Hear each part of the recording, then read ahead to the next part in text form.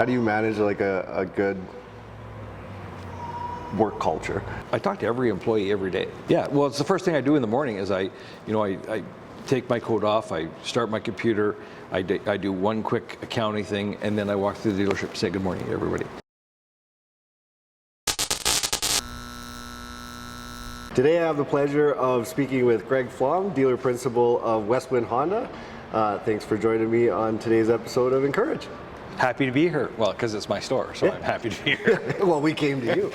So I would just start things off with, what got you into entrepreneurship? How did that start? What did that look like? A little bit of your background. Well, let me start with I was kind of born into the car business. Okay. So my dad was a dealer. My first job was at 11 years old as a car jockey. Oh. So I've been in the car business for 48 years, just not full-time, but 40 years full-time. So you started at the bottom of the totem pole. I started at the bottom of the totem pole, and I did that for a long time, right? Because I literally worked full-time from when I was 16 as a car jockey.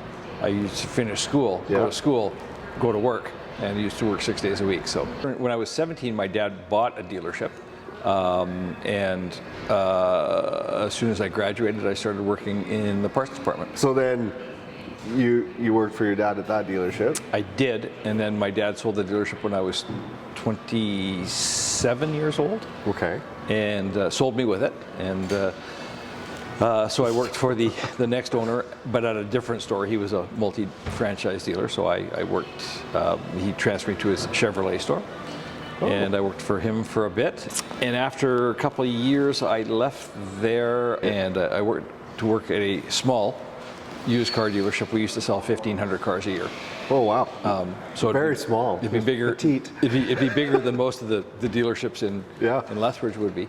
And then I worked there for 7 or 8 years, and then I got convinced to go to the Birchwood Automotive Group in Winnipeg, where I was there for 14 years, and as general manager of different stores. Then you come to Lethbridge. Yeah. So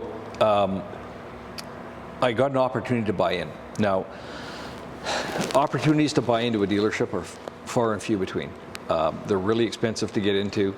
Less than 1% make it to be the dealer. I had the opportunity to buy in to what was then McFadden Honda, and Sherry Thompson, who is Barry McFadden's daughter, was running the dealership, and she just passed away. Okay. And so they were looking for somebody, and I was looking to buy in, and so it was a great opportunity. So picked up and moved here. Good for you. Yeah. Good for you.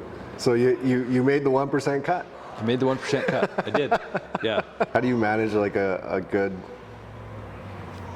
work culture? I talk to every employee every day. Yeah. Right. Yeah, you're present. Yeah. Well, it's the first thing I do in the morning is I take my coat off, I start my computer, I do one quick accounting thing, and then I walk through the dealership and say good morning to everybody. I think everybody knows that if they have if something's wrong or there's an issue, that they can come to me. They go to their manager first, but if they need to talk to me about it, they talk to me about it. Well, one of the things that you said earlier off camera that I think is probably a good example of your leadership qualities was talking about COVID and not letting people go during that time. Did you want me to tell the story? Okay. Yeah, I'd love you. So COVID hit. There was a whole bunch of dealers all across the country, right, launching people, right, saying, we've got too much staff, we have to, right, and it was McFadden Honda at the time, but we gathered everybody in the service department, and there really wasn't any customers around at the time, so I mean we could have done it anywhere, but I just said, we've been in business for almost 50 years. We'll weather the storm, and we're not going to lay anybody off. If you want to get laid off, that's fine. We can accommodate that, but I want to keep the team together, right, and we'll paint the dealership. And it's the most expensive, worst paint job ever. Right? It took us 2.5 to 3 months to paint everything, and we paid everybody along the way, and we didn't lay anybody off. But what a team building exercise too, yeah, right? absolutely. What's your morning routine look like? I'm usually here by 8:15, 8:30. I do my morning walkthrough. Yeah. We basically look at the results daily of what we did, what we've done month to date, year to date. Yeah. We have managers meetings 3 times a week. They only last 15 minutes. It's just a quick update on, so that all of our managers know what's going on in all the departments. And then it's a matter of managing managers, right? If there's any things we need to go over, any inventory control, any results that need to be reviewed further. But a lot of it's just the little stuff. Walk around the showroom. Is there any garbage around the showroom? Right. Is the lot clean? Is it free of, if there's ice on the ground, has it been salted? I also do the lot clearing. So I drive our skid steer. Oh, do you really? Yeah, I do that because I don't. It's a thing about.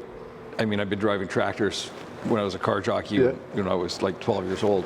So I just it's not fun. It's very repetitive, but it needs to get done, and we're small. It's leading by example, though, too. Well, I guess, but it's a small store, and you got to pitch in where you got to pitch in. Yeah. Do you have some tips, tricks, anything you would pass along to other entrepreneurs, whether that be through employee management? Sleep when you can.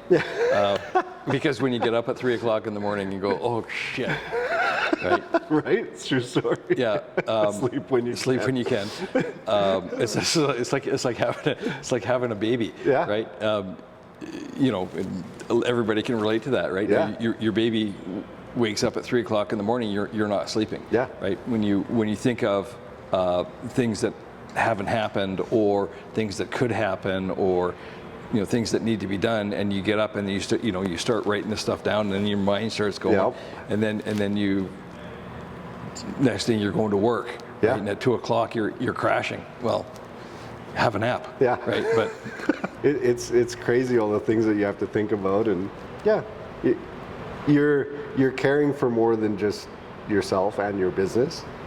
Yeah. You have responsibility to your staff. Yep. Their families. Absolutely. Right? Yeah. No, that's true. Well, I'll end on a good ringer question then for you. Okay. Knowing what you know today, is there anything you would have told yourself, in your younger years of growing up work-wise, something that would really stand out that you wish you would have known back then that you know now? I'll tell you this. What I know is there's capital available out there. Okay. I really wasn't aware of that, even though I was in the business. If you could do it earlier, do it earlier. And what do you mean by there's capital available? Well, I always thought of, and I was lucky because I didn't have to finance anything. When I originally bought in as a partner, and then I didn't have to borrow any long-term funds. Okay. There were people out there that would just give their eye teeth to own part of a dealership. I don't know why, right? But that aren't involved. And after, once I